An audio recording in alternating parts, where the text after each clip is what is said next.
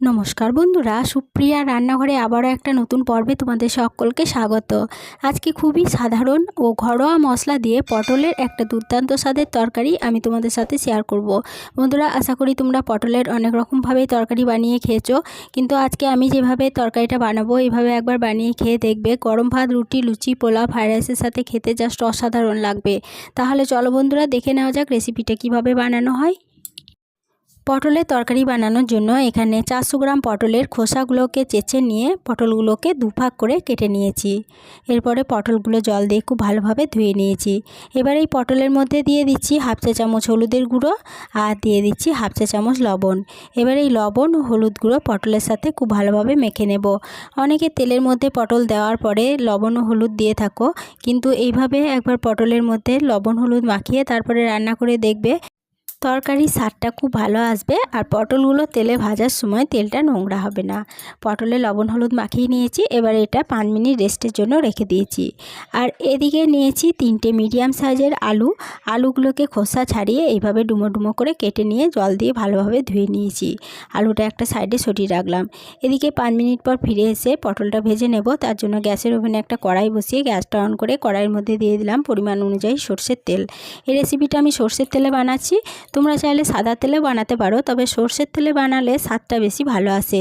তেলটা ভালোভাবে গরম হয়ে যাওয়ার পরে তেলের মধ্যে পটলগুলোকে দিয়ে দিচ্ছি।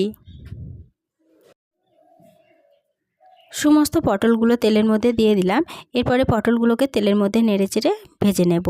প্রথমে 1 মিনিট মতো পটলগুলোকে তেলের মধ্যে নেড়েচেড়ে ভেজে নিচ্ছি। এরপরে একটা ঢাকা চাপা দিয়ে দিচ্ছি। ঢাকা চাপা দিয়ে গ্যাসের সিমটা মিডিয়ামে রেখে পটলগুলোকে 4 থেকে 5 মিনিট মতো ভাজা হতে দেব। 4 মিনিট পর ফিরে এসে ঢাকা চাপাটা খুলে নিলাম। আমি মাঝে কিন্তু দুবার ঢাকা চাপা খুলে পটলগুলোকে তেলের সাথে নেড়েচেড়ে দিয়েছিলাম। পটলগুলো বেশ তেলের মধ্যে লাল লাল করে ভাজা হয়ে গেছে, এর বেশি আর ভাজবো না। এবার এই পটলগুলো তেল ঝরিয়ে তেল থেকে তুলে নিচ্ছি। সমস্ত পটলগুলো তেল থেকে তুলে নেওয়ার পরে ওই পটল ভাজার তেলেই দিয়ে দিচ্ছি কেটে রাখা আলুগুলো। সমস্ত কেটে রাখা আলুগুলো দিয়ে দিলাম। এরপরে আলুগুলো তেলের সাথে আবারও একটু নেড়েচেড়ে নিচ্ছি। আলুগুলোকে তেলের মধ্যে 1 মিনিট মতো নেড়েচেড়ে ভেজে নেওয়ার পরে এর মধ্যে একটা ঢাকা চাপা দিয়ে দিচ্ছি। ঢাকা চাপা দিয়ে গ্যাসের সিমটা মিডিয়ামে রেখে আলুগুলোকে 4 থেকে 5 মিনিট মতো ভাজা হতে দেব। আলুগুলো ভাজা হতে থাক, ততক্ষণে একটা মশলা বানিয়ে নেব। তার জন্য একটা মিক্সিং জারের মধ্যে নিয়ে নিচ্ছি 6-7 টুকরো মতো আদা, নিয়ে নিচ্ছি 10 কা মতো রসুন, একটা মিডিয়াম সাইজের পেঁয়াজকে এইভাবে ডুমো ডুমো করে কুচি করে রেখেছি, দিয়ে দিলাম পেঁয়াজ কুচিটা, আর একটা টমেটো দিয়ে দিলাম মিডিয়াম সাইজের। এবার এর মধ্যে দিয়ে দিচ্ছি 2টো কাঁচা লঙ্কাকে এইভাবে ফাটিয়ে দিয়ে দিচ্ছি। এখানে আমি 2টো কাঁচা লঙ্কা ব্যবহার করেছি। তোমরা যেরকম ঝাল খাবে সেরকম অনুযায়ী লঙ্কার পরিমাণটা কম বেশি করে নিতে পারো, কিংবা কাঁচা লঙ্কার বদলে শুকনো লঙ্কা ব্যবহার করতে পারো। মিক্সিং জারের ঢাকনা বন্ধ করে সমস্ত উপকরণ ভালোভাবে বেটে নিয়েছি। বেটে নেওয়া মিশ্রণটা একটা বাটির মধ্যে ঢেলে রাখলাম। এটা একটা সাইডে সরিয়ে রাখছি। এদিকে 4 মিনিট পর ফিরে এসে আলুর ঢাকা চাপাটা খুলে নিলাম। আমি মাঝে কিন্তু দুবার আলুর ঢাকা চাপা খুলে আলুগুলোকে নেড়েচেড়ে দিয়েছিলাম। আলুগুলো তেলের মধ্যে বেশ লাল লাল করে ভাজা হয়ে গেছে। এবারে এই আলুগুলো তেল ঝরিয়ে তেল থেকে তুলে নিচ্ছি। সমস্ত আলুগুলো তেল থেকে তুলে নেওয়ার পরে ওই আলু ভাজার তেলেই আবারও দিয়ে দিচ্ছি 1 টেবিল চামচ মতো সরষের তেল। এবার তেলে ফোড়নের জন্য দিচ্ছি 2টো তেজপাতাকে ছিঁড়ে, একটা দারচিনি, 2টো এলাচ, 2টো লবঙ্গ। এলাচ দুটোকে ফাটিয়ে দিয়েছি। এবার সমস্ত ফোড়নটা ভালোভাবে ভেজে নিচ্ছি। তেলের মধ্যে ফোড়নটা ভালোভাবে ভেজে নেওয়ার পর ফোড়ন থেকে যখন একটা সুন্দর গন্ধ বেরোতে শুরু করেছে, তখন এর মধ্যে দিয়ে দেব আদা, রসুন, পেঁয়াজ, টমেটো ও কাঁচা লঙ্কার পেস্টটা। সমস্ত পেস্টটা তেলের মধ্যে দিয়ে দিলাম। এবার গ্যাসের সিমটা মিডিয়ামে রেখে সমস্ত পেস্টটা ভালোভাবে কষিয়ে নেব।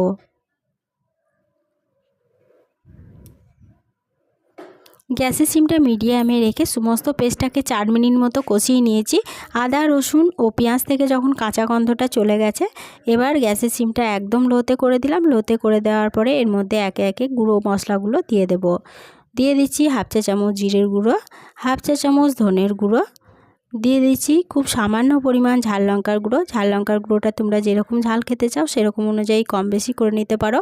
আমি আগে 2টো কাঁচা লঙ্কা ঝাল দিয়েছি বলে খুব সামান্য পরিমাণ ঝাল লঙ্কার গুঁড়ো ব্যবহার করেছি। দিয়ে দিলাম হাফ চা চামচ হলুদের গুঁড়ো, আর কালারের জন্য দিলাম হাফ চা চামচ কাশ্মীরি লঙ্কা গুঁড়ো। এটা জাস্ট একদমই অপশনাল, তোমাদের কাছে এটা না থাকলে স্কিপ করে যাবে। কাশ্মীরি লঙ্কা গুঁড়োর জন্য তরকারির স্বাদের কোনো রকম পার্থক্য হয় না, শুধুমাত্র কালারের জন্য এখানে ব্যবহার করেছি। এবার গ্যাসের সিমটা লো টু মিডিয়ামে রেখে সমস্ত মশলা আবারও ভালোভাবে কষিয়ে নেব। গ্যাসের সিমটা লো টু মিডিয়ামে রেখে সমস্ত মশলা আবারও 4 মিনিট মতো কষিয়ে নিয়েছি। এবার এর মধ্যে দিয়ে দিচ্ছি খুব সামান্য পরিমাণ জল। জলটা দিয়ে আবারও মশলাটাকে ভালোভাবে কষিয়ে নেব।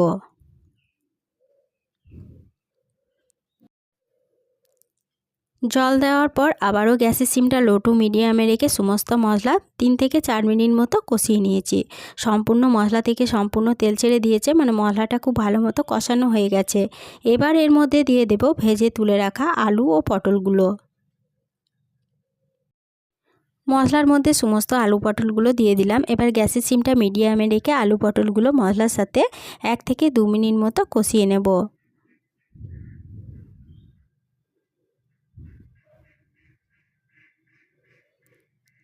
মশলার সাথে আলু পটলগুলোকে 2 মিনিট মতো কষিয়ে নিয়েছি।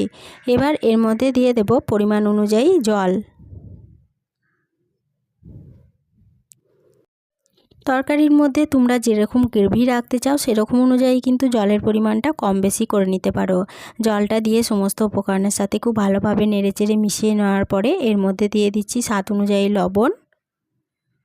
আর স্বাদের ব্যালেন্সের জন্য দিয়ে দেব হাফ চা চামচ চিনি। এখানে আমি হাফ চা চামচ চিনি ব্যবহার করেছি, তবে তোমরা যদি মিষ্টি খেতে না চাও তাহলে পরে চিনিটা স্কিপ করে যাবে। চিনি ও লবণটা সমস্ত উপকরণের সাথে খুব ভালোভাবে নেড়েচেড়ে মিশিয়ে নেওয়ার পরে গ্যাসের সিমটা মিডিয়ামে রেখে একটা ঢাকা চাপা দিয়ে দিচ্ছি। ঢাকা চাপা দিয়ে এটাকে 4 থেকে 5 মিনিট মতো রান্না হতে দেব। 5 মিনিট পর ফিরে এসে ঢাকা চাপাটা খুলে নিলাম। এবার সমস্ত উপকরণ একবার ভালোভাবে নেড়েচেড়ে নিচ্ছি। সমস্ত উপকরণ ভালোভাবে নেড়েচেড়ে নেওয়ার পরে এখানে তরকারির আলুগুলো সিদ্ধ হয়েছে কিনা একটু চেক করে নিচ্ছি। আলুগুলো খুব ভালো মতো সুসিদ্ধ হয়ে গেছে। এবার এর মধ্যে দিয়ে দিচ্ছি খুব ছোট চামচের হাফ চামচ গরম মশলার গুঁড়ো আর দিয়ে দিচ্ছি হাফ চা চামচ গাওয়া ঘি। এবার এই ঘি ও গরম মশলাটা সমস্ত উপকরণের সাথে খুব ভালোভাবে নেড়েচেড়ে মিশিয়ে নিচ্ছি। ঘি গরম মশলাটা সমস্ত উপকরণের সাথে ভালোভাবে নেড়েচেড়ে মিশিয়ে নিয়ে গ্যাসের সিমটা বন্ধ করে দিয়ে আরও 5 মিনিটের জন্য ঢাকা দিয়ে স্ট্যান্ডিং টাইমে রেখে দিয়েছিলাম। 5 মিনিট পর ফিরে এসে ঢাকা চাপাটা খুলে নিয়ে আলু পটলের এই তরকারিটা কড়াই থেকে নামিয়ে নিয়েছি। গরম ভাত, রুটি, লুচি, পোলাও, ফ্রাইড রাইসের সাথে পরিবেশনের জন্য পটল আলু তরকারিটা আমার একদম রেডি হয়ে গেছে।